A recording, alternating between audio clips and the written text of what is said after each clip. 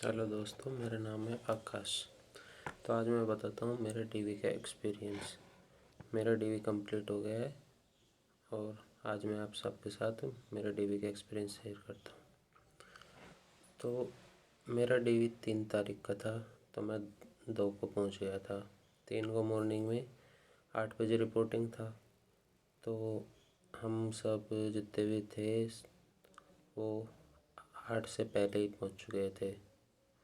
फिर वहाँ होने के पास एक लिस्ट थी, उसमें सीरियल के हिसाब से सबको बुलाया गया और लाइन में खड़ा कर दिया गया। तो सभी लाइन में खड़े होने के बाद में एक एक बोला कि आप ऊपर ले जाके टेबल मेज पे बैठा दिया।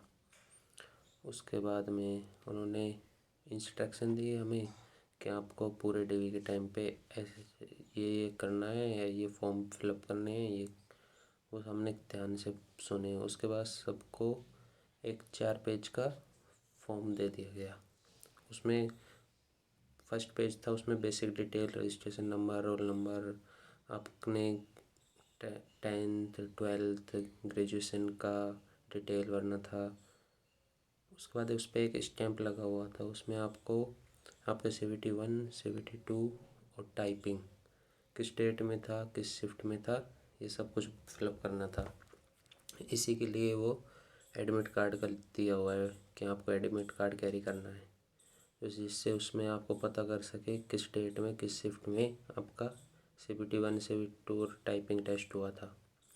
उसके बाद सेकंड पेज पे आपको डिक्लेरेशन, एक हिंदी एक इंग्लिश, वो आपको फिलअप करना है।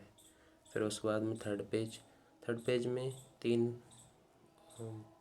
ब्लॉक दिए हुए हैं। उसमें फर्स्ट ब्लॉक में आपको CVT 1 के टाइम पे जो आपका डिक्लेरेशन लिखा हुआ था वो डिक्लेरेशन लिखना है, और सेकंड में CVT 2 का, थर्ड में टाइपिंग का। अब आप बोलोगे कि डिक्लेरेशन कहाँ से लिखेंगे, तो उसके लिए वो आपको वहाँ पे एक पूरा परफॉर्मा अवेलेबल कराते हैं। उसमें आपको अपने डेट और शिफ्ट के हिसाब से पूरे डिक्लेरेशन दिए होते हैं, उसमें से आपको देख के लिख सकते हैं। फिर उसके बाद में फोर्थ फॉर्म, उसमें आपको भरवाया जाता है कि मैं इस डेट में डीवी दे चुका हूँ। उससे आप अगर आपके लेवल 3 में रिजल्ट में अगर आप कट ऑफ क्लियर करते हैं तो उसमें आपका राइट ख़त्म हो जाएगा। इसके लिए आपका फोर्थ फॉर्म फिलअप किया जाता है। उसके बाद में ये सब कुछ फिलअप होने के बाद में फिर वो आपको एक लिंक देते हैं कि इस पे आप अपने फ़ोटो और साइन अपलोड कीजिए। वो बिल्कुल इजी काम है, उस पर आप अपने फ़ोटो और साइन अपलोड कर दीजिए।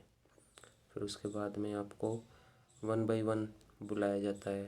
आपको अपने ओरिजिनल डॉक्यूमेंट्स और एक सेट 1 सेट जेरॉक्स का लेके जाना होता है। फिर वो आप उसमें वहाँ बैठे रहते हैं, डीवी लेने वाले वो आपके पूरे डॉक्यूमेंट्स चेक करते हैं।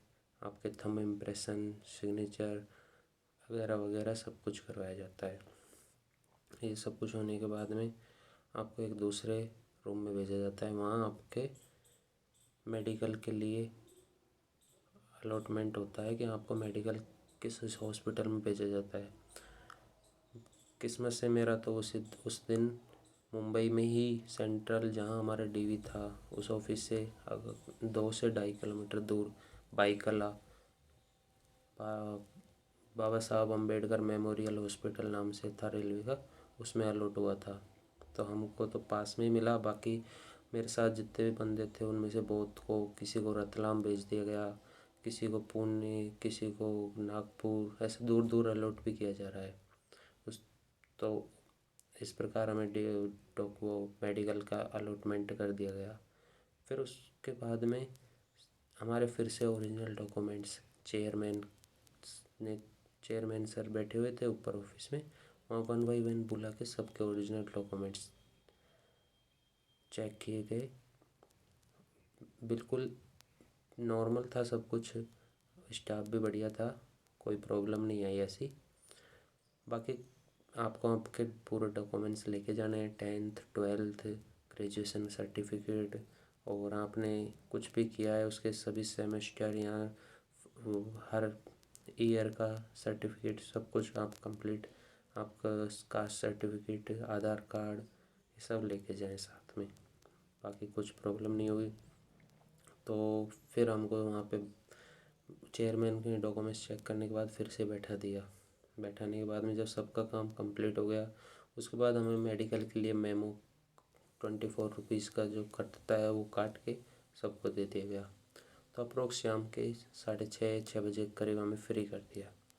फ्री होने के बाद में फिर हमारा 3 को मेडिकल था, 4 और 5 को सैटरडे संडे पड़ गया तो हॉस्पिटल बंद थे, तो हमें डेट 6 की दी थी मेडिकल के लिए। तो 4-5 को फिर हम वहीं स्टे किया, फिर 6 को हम मेडिकल के लिए पहुंच गए। उस दिन हमारे हॉस्पिटल में 9 बंदों को मेडिकल के लिए बुलाया गया था।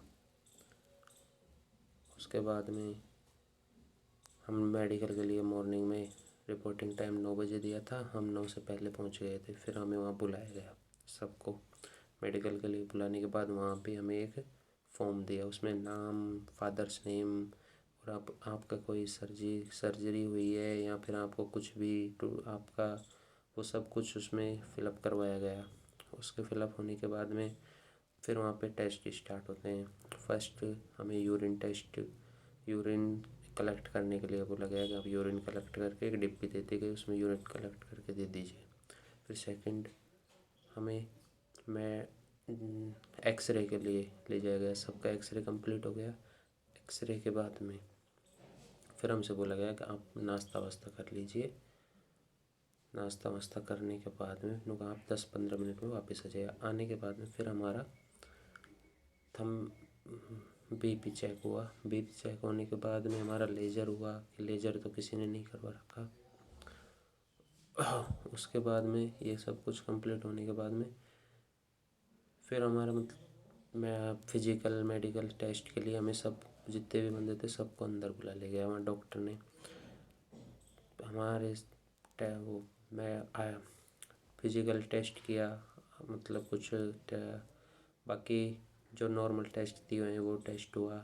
Distance vision, near vision, colour vision और कलर विज़न टेस्ट होने के बाद हाइड्रोसिल चेक टेस्ट किया गया सबका डॉक्टर। और जैसे किसी को प्रॉब्लम थी तो बाकी किसी को ऐसे कोई प्रॉब्लम हुई नहीं हमारे में से। फिर हम 2 बंदे थे, एक मैं था एक दूसरा बंदा था, हम ग्लासेस यूज़ लेते थे तो उसकी वजह से हमसे मतलब स्लिप के लिए बोला गया कि आप नंबर की स्लिप लाए, तो मैं ऑलरेडी नंबर की स्लिप लेके गया था। तो आप भी अगर किसी के ग्लास हैं तो नंबर की स्लिप लेके ज़रूर जाएं।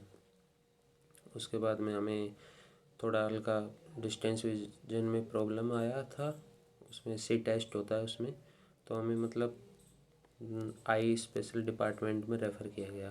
फिर वहाँ हमारा फिर से टेस्ट हुआ, हमारे आया क्लासेस का वेरीफाई किया गया उस और देन आफ्टर फिर वहाँ से डीएमसी डिविजनल मेडिकल कमेटी बैठती है, उसमें 3 डॉक्टरों के साइन होते हैं हमारे डॉक्यूमेंट्स में। तो उस दिन 6 को शाम हो गई तो हमारा उस दिन कंप्लीट नहीं हो पाया। हम 2 बंदों को 7 के लिए बोला गया कि आप 7 को आइए। फिर उसके बाद में हम 7 को फिर से पहुंच गए मॉर्निंग में अप्रोक्सीमेट 9 से 10 के आसपास। फिर हम वहाँ पे पहुंच के हमारा जो टेस्ट तो हमारे 6 को ही कंप्लीट हो चुके थे।